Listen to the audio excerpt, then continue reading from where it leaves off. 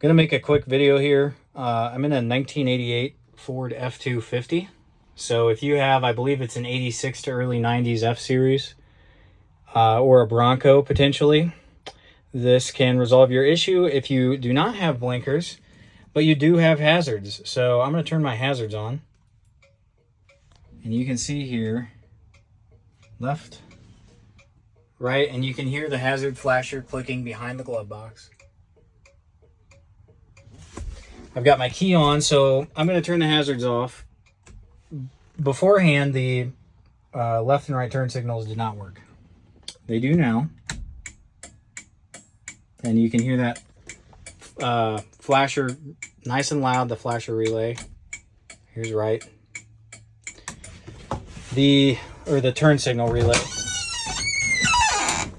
That turn signal flasher is right here. Right here. And I went through 6 of these before I found the right one, or the one that worked with this vehicle. And this is what it looks like. So you'll notice here, this was Advanced Auto Parts. And it was 16 bucks. Here's your box. CarQuest Premium. FCA 1005. That's your part number. This is the relay that worked. And just take a mental note of what the inside of this relay looks like.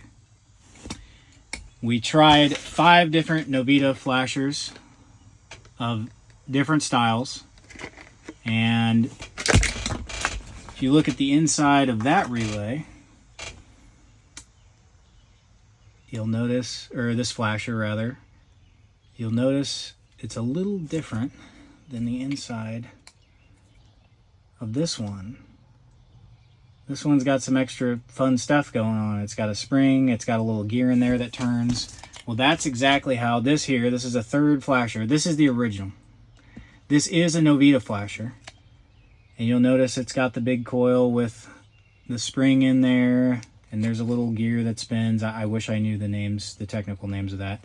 This is the style flasher you need. If it's a Novita EL12 or something like that, I could not get any of the Novita flashers to work. You can look up a Wells part number, but I just gave you the CarQuest part number here. Again, that's FCA 1005. And after 5 different flashers, this one's brand new. I will show. We'll put it in. Okay, it's in. Key is on. Nothing. Nothing. Return to neutral. Pull that junk out. Insert new flasher. Maybe.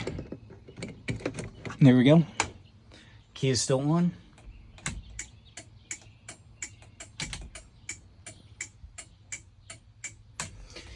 And the way I got to this point of knowing that it's the flasher is that on this upper left pin, right there at the tip of my finger, that one, I've got 12 volts coming in that will light up a test light, so I know I have good amperage as well. You may have 12 volts there and not enough amperage. Make sure to test with the check, or with check with the test light.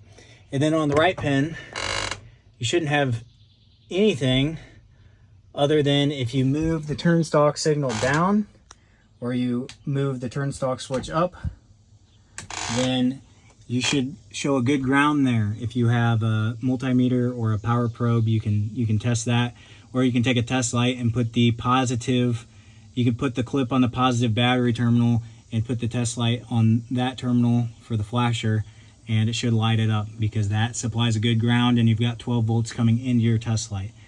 So if you've got all that, or what another thing I did is I put a power probe and I sent power there with the turn stalk switch engaged both left and right. And I was able to power up my blinkers. Obviously they did not flash, but I knew that everything past the flasher was good, and I had 12 volts that lights up a test light with good amperage at the flasher. That tells me the flasher is my problem. And that's why I was so persistent and went through 6 different ones to finally get the correct one. So if you have this issue, I hope that's your fix.